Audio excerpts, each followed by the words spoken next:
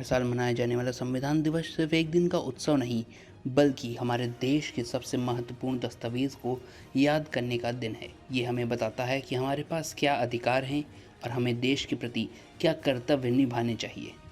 ये दिन भारतीय संविधान को अपनाए जाने को याद दिलाता है, जिसे 26 नवंबर 1949 को संविधान सभा ने स्वीकार किया था। भारतीय संविधान के निर्माण में डॉक्टर भीमराव अंबेडकर का योगदान विशेष रूप से सराहनीय है, क्योंकि वह संविधान सभा की प्रारूप समिति के अध्यक्ष थे। संविधान की यात्रा, इसके महत्व और इसके निर्माण से जुड़े कुछ अहम पहलुओं पर विस्तार से चर्चा करना इस दिन के समर्पण का एक तरीका है।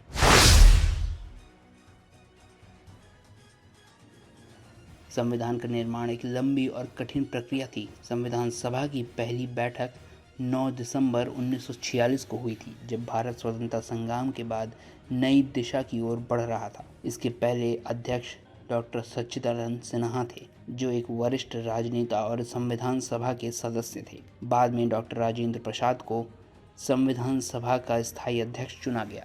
ये प्रक्रिया उस समय के राजनीतिक और सामाजिक मुद्दों को ध्यान में रखते हुए शुरू की गई थी, जो देश विभाजन, सांप्रदायिक तनाव और विविधता के संघर्ष से गुजर रहा था। संविधान का मसौदा तैयार करने के लिए एक विशेष समिति का गठन किया गया था, जिसे प्रारूप समिति कहा गया।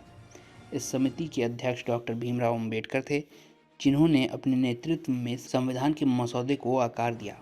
प्रारूप समिति को संविधान की रूपरेखा तैयार करने के लिए लगभग 2 साल, 11 महीना और 18 दिन का समय लगा। इस दौरान 166 बैठकें हुई, जिसमें देश के विभिन्न हिस्सों से आए प्रतिनिधियों ने अपने विचार प्रस्तुत किए।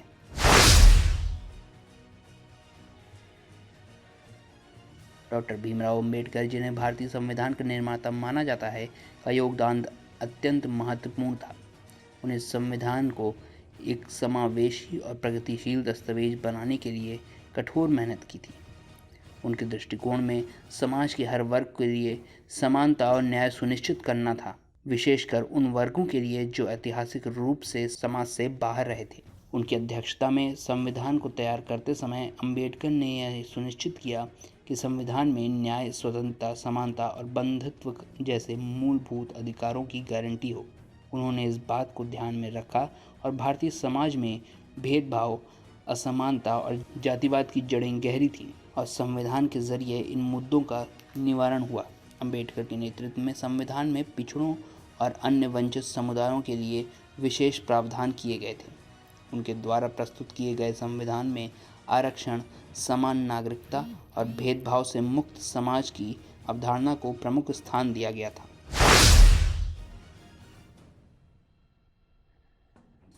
भारतीय संविधान दुनिया का सबसे लंबा लिखित संविधान है। इसमें शुरुआत में 395 अनुच्छेद, 22 भाग और 12 अनुसूचियाँ थीं।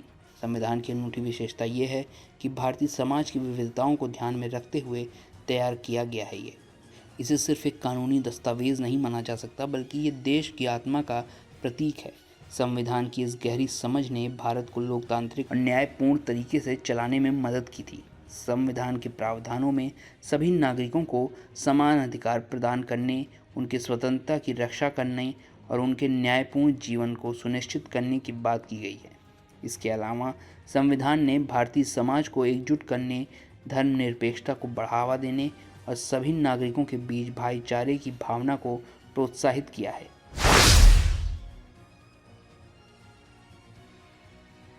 संविधान के मसौदे को प्रेम बिहारी नारायण रायजादा ने इंग्लिश और हिंदी में हस्तलिखित किया था। संविधान की कला और शिल्प भी बहुत विशिष्ट थे, जो भारतीय संस्कृति और कला के प्रतीक थे। इसके दस्तावेज के डिज़ाइन को शांति निकेतन के प्रसिद्ध कलाकार नंदलाल बोस ने तैयार किया था। ये चित्रांकन भारतीय कला की परंपरा और संस्कृति को दर्शाता है, जो संविधान की अहमियत को और बढ़ा देता है।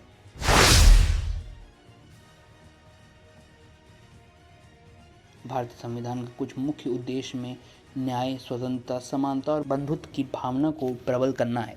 संविधान का मुख्य उद्देश्य ये था कि प्रत्येक व्यक्ति को समान और निष्पक्ष न्याय मिले। ये अधिकार सभी नागरिकों के लिए समान रूप से सुनिश्चित किया गया।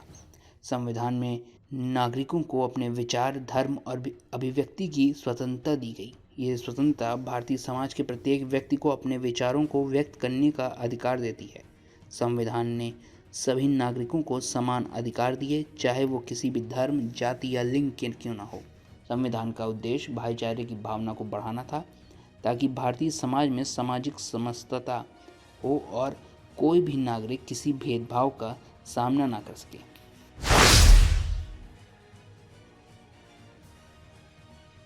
भारतीय संविधान को 26 नवंबर 1949 को अपनाया गया था।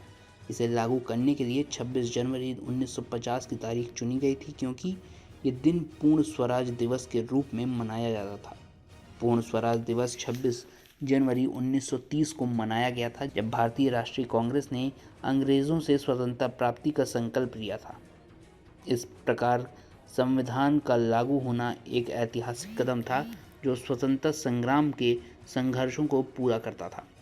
संविधान की अनुशासन, न्याय और समानता की राह पर चलकर भारत ने लोकतांत्रिक मूल्यों को कायम रखने का प्रयास किया था। संविधान ने भारत को एक राष्ट्र के रूप में जोड़ने के लिए एक साझा पहचान दी और एक नई दिशा की ओर अग्रसर हुआ।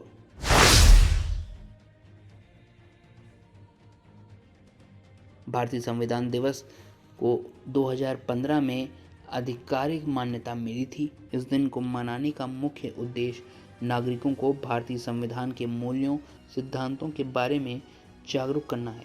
संविधान दिवस का आयोजन संविधान की आत्मा को समझने और संविधान निर्माताओं को योगदान को सम्मान देने का एक तरीका है।